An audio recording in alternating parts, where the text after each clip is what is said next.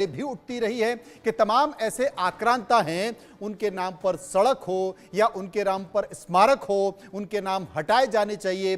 कई एक दशक से ज्यादा का समय निकल गया, कुछ के नाम बदल गए, कुछ के नाम हट गए, लेकिन आज भी वही। अगर दिल्ली में देखे जाए तो ऐसे सैकड़ों नाम हैं, लेकिन क्या ये बदल सकते हैं? और बदल सकते हैं तो फिर बदल दिए जाए, नहीं बदल सकते हैं तो इन पर चर्चा क्यों? क्या ये विशुद्ध राजनीति है? मेरे साथ मौजूद हैं राज बिहारी, जो कि दिल्ली में कई सालों से पत्रकारिता कर रहे हैं। मुझे लगता है राज बिहारी जी, सबसे ज्यादा नाम तो दिल्ली में है, चाहे वो मंत्रियों के बंगले। हाल ही में 2 केंद्रीय मंत्रियों ने अपने घर के नाम जो प्लेट लगी थी वो बदलकर उसका नाम कुछ और रख दिया, उन्होंने नाम ही बदल दिया।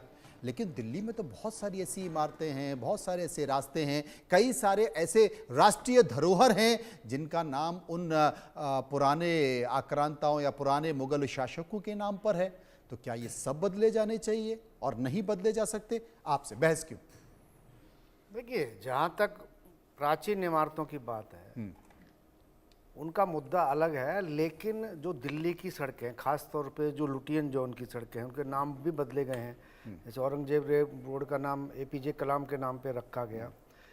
तो इसमें राजनीति भी है और लोगों की भावनाएं भी, दोनों बात हैं। लेकिन जिस तरह से जैसे मनोज मुंशिर का बयान है कि वहाँ शौचालय बना देना चाहिए, इस तरह की बातें करके आप क्या साबित करना चाहते हैं?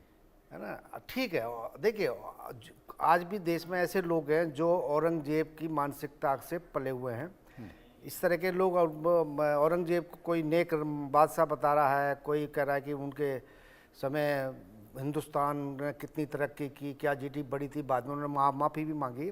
लेकिन इतना तो तय है ना, अगर ना भी हटाओ आप, रहना चाहिए। लोगों को ये लगना चाहिए कि औरंगजेब के पत्थर लगना चाहिए कि औरंगजेब कितना क्रूर बादशाह था, उसने हिंदुओं के कितने मंदिर ढहाए, उसने कितना जुल्म किया। और जहाँ तक महाराष्ट्र की बात है, महाराष्ट्र में छत्रपति संभाजी या शिवाजी को लेकर जो भावना है ना, वो केवल महाराष्ट्र में नहीं, वो और भी देश में जो लोगों की भावना है उसका भी ख्याल रखने की ज़रूरत है।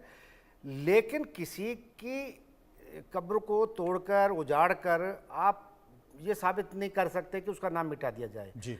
बेहतर यह है कि उसके बारे में बताने के लिए उसकी कब्र पर ही लगा दिया जाए कि ये औरंगजेब आलमगीर की कब्र है, यहाँ इनको इतने सन में दफनाया गया। लेकिन उनके कारनामे क्या हैं वो बता दिया जाए। क्योंकि जिस तरह की हम मानसिकता की बात कर रहे हैं कि किसी की कब्र को तोड़ दिया जाए, लेकिन जो पुराने ऐतिहासिक इमारतें हैं, अब अगर लाल किला शाहजहाँ ने बनवाया है, ताजमहल शाहजहाँ ने बनवाया है, तो उसका इतिहास तो हम नहीं बदल सकते। जरूरी ये है कि जो हमारी आने वाली पीढ़ी हैं उनको सच्चाई का पता चले।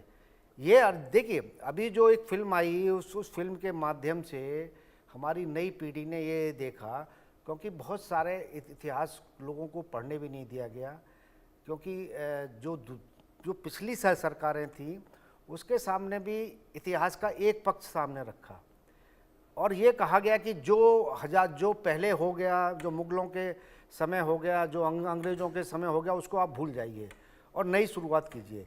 लेकिन जो मानसिकता देश में अभी बढ़ रही है, लोगों में जो खाई बढ़ रही है, और एक ऐसा वर्ग पैदा किया जा रहा है कि जो लोगों में और बंटवारा हो, इसकी कोशिश हो रही है। मेरे साथ भारतीय जनता पार्टी के प्रवक्ता अमित साहब हैं। अमित जी, एक मैं आपसे बात पूछना चाहता हूँ, जिसका जिक्र राज बिहारी जी कर रहे थे, उसी बात को आगे बढ़ाता हूँ। मुझे लगता है कि रामायण तो इस वक्त जय श्री राम का नारा चल रहा है, हर कोई रामायण का जिक्र करता है, और सबसे ज्यादा आलोचना किसकी होती है? रावण की होती है। माता सीता का हरण कर लिया, न जाने कितने साधुओं को मार दिया, बावजूद उस रामायण में जिक्र है रावण का, रावण की अच्छाइयों का भी जिक्र है, और रावण ने जो बुरा काम किया, जो पाप किया, उसका जिक्र भी है। और यह बताया गया कि रावण पापी था तो उसको आखिर सजा क्या मिली, उसे क्या भोगना पड़ा, जिसका जिक्र राज बिहारी जी कर रहे हैं कि आप रहने दीजिए, लेकिन उस पर लिखिए, उल्लेख कीजिए कि इन्होंने क्या किया। लोगों को पता होना चाहिए कि उन्होंने किया। आज कौन याद कर रहा? आज क्या उनकी तारीफ हो रही है? तो यह मुद्दा क्यों है, मैं ये जानना चाह रहा हूं। अगर आपको हटाना है, अगर महाराष्ट्र के मुख्यमंत्री इस बात का जिक्र करते हैं कि इसको हटा दिया जाए, हटा दिया जाए, फिर इतना इंतजार क्यों? निश्चित तौर पे मनोज जी, आपके सवाल बड़े वाजिब है, लेकिन सर्वप्रथम मैं आज के डिबेट की चर्चा में शुरू करना चाहता हूं। तो आज महाराष्ट्र ही नहीं, पूरा देश आज संभाजी महाराज की पुण्यतिथि मना रहा है। हम संभाजी महाराज को नमन करते हैं, हम उनके बलिदान दिवस को नमन के तौर पे पूरा देश मना रहा है, आज हम भी उनको नमन करते हैं। दूसरी बात, आज जिस तरीके से औरंगजेब को लेके उनके महिमा मंडित करने की बात चल रही है, इमरान प्रतापगढ़ी है, कांग्रेस के सांसद है, वो इमरान प्रतापगढ़ी जाते हैं उनके मजार पर और फातिया पढ़ते हैं और देश को यह बताना चाहते हैं कि औरंगजेब कितना बड़ा शासक था और देश के लिए उन्होंने क्या किया।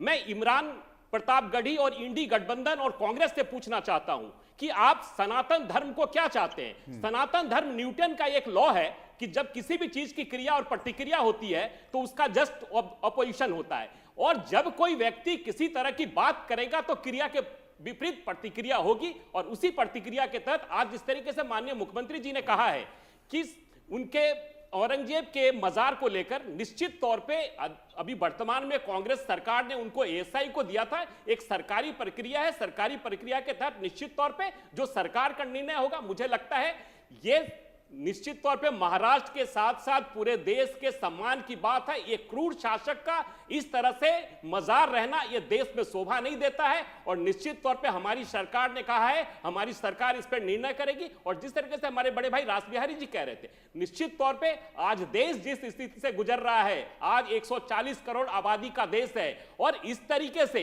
जिस तरीके से हिंदुओं के मंदिरों को जिस तरीके से औरंगजेब के शासनकाल में जिस तरीके से तोड़ा गया, आज के युवाओं को यह बताने की आवश्यकता है कि औरंगजेब किस तरह का क्रूर शासक था और देश के लिए कितने देश को उन्होंने बर्बाद करने के लिए तमाम मंदिरों को उन्होंने किस तरीके से तोड़ा। और मनोज जी, मैं एक बात करना चाहता हूं, छत्रपति शिवाजी महाराज के एक राष्ट्र कवि भूषण होते थे, उन्होंने कहा था, कुंभकर्ण असुर अवतारी औरंगजेब काशी और प्रयाग में दुहाई देवे रब की, लाखों मुसलमान के माला फेरे रब की, काशी करबला होती, मथुरा मदीना होता, शिवाजी ना होते तो सुन्नत होती अब की। तो ये मैं बार बार कहना चाहता हूं कि जिस तरीके से शिवाजी और संभाजी महाराज का अपमान जिस तरीके से इंडी गठबंधन के लोगों ने औरंगजेब के महिमा मंडित करके किया है, तो देश इसको भूलने वाला नहीं है। मैं ऐसे इंडी गठबंधन और कांग्रेस के नेताओं से कहना चाहता हूं, सपा के नेताओं से कहना चाहता हूं कि आप इस तरह से समाज में इस तरह से भ्रांतियां मत फैलाइए। चलिए, समाज में